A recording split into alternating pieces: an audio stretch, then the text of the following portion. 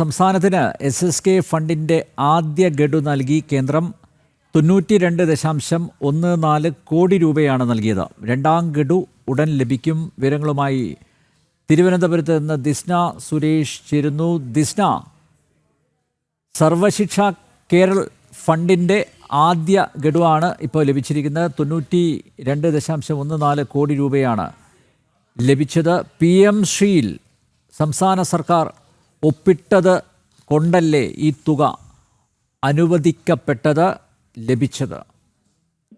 തീർച്ചയായും അനിൽ നമ്പ്യാർ സൂചിപ്പിച്ചതുപോലെ തന്നെ SSK ഫണ്ടിന്റെ ആദ്യ ഗഡു കേരളത്തിന് ലഭിച്ചു.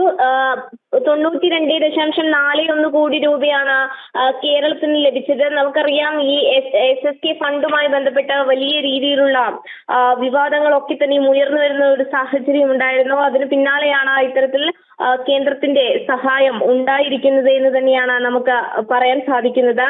എന്തായാലും PM ശ്രീ പദ്ധതിയിൽ സംസ്ഥാന സർക്കാർ ഒപ്പിട്ടതിന് പിന്നാലെയാണ് ഇത്തരത്തിലൊരു നേട്ടം ഇത്തരത്തിൽ ഒരു സഹായം ലഭിച്ചത് എന്ന് തന്നെയാണ് ഏറ്റവും എടുത്തു പറയേണ്ടത്. ഈ കരാറിൽ നിന്നൊക്കെ തന്നെയും പിന്നോട്ട് പോകാനുള്ള സംസ്ഥാന സർക്കാരിന്റെ ഒത്തുകളിയൊക്കെ തന്നെയും നമ്മൾ കണ്ടതാണ്. CPM CPI തർക്കമൊക്കെ തന്നെയും മുൻനിർത്തിക്കൊണ്ട് പല വിഷയങ്ങളിൽ നിന്നും വ്യതിചലിക്കുന്ന ഒരു സർക്കാരിനെയും നമ്മൾ കണ്ടതാണ്. അഭിപ്രായ വ്യത്യാസങ്ങളും അതോടൊപ്പം തന്നെ ഈ PM ശ്രീയിൽ ഒപ്പുവെക്കരുത് തുടങ്ങിയ ഉന്നത നേതാക്കന്മാരിൽ നിന്നുള്ള സമ്മർദ്ദവും ഒക്കെ തന്നെയും നമ്മൾ കണ്ടതാണ്. എന്നാൽ ഇതിന്റെ നേട്ടങ്ങൾ ഉണ്ടായിരിക്കുന്നത് കേരളത്തിലെ വിദ്യാർത്ഥികൾക്കാണ് എന്നത് തന്നെയാണ് ഏറ്റവും എടുത്തു പറയേണ്ടത്. അതിന്റെ ആദ്യ ഗഡു ആണ് ഇപ്പോൾ ലഭിച്ചിരിക്കുന്നത് എന്ന് തന്നെയാണ് ഏറ്റവും എടുത്തു പറയേണ്ടത് അനിൽ നമ്പ്യാർ. എന്തായാലും ഈ PM ശ്രീ പദ്ധതി ഉൾപ്പെടെയുള്ളവ കേരളത്തിൽ നടപ്പിലാക്കണമെന്ന ആദ്യഘട്ടം മുതൽ തന്നെ അവകാശപ്പെട്ട ഒരേ ഒരു വിദ്യാർത്ഥി സംഘടന എന്ന് പറയുന്നത് ABVP ആണ്.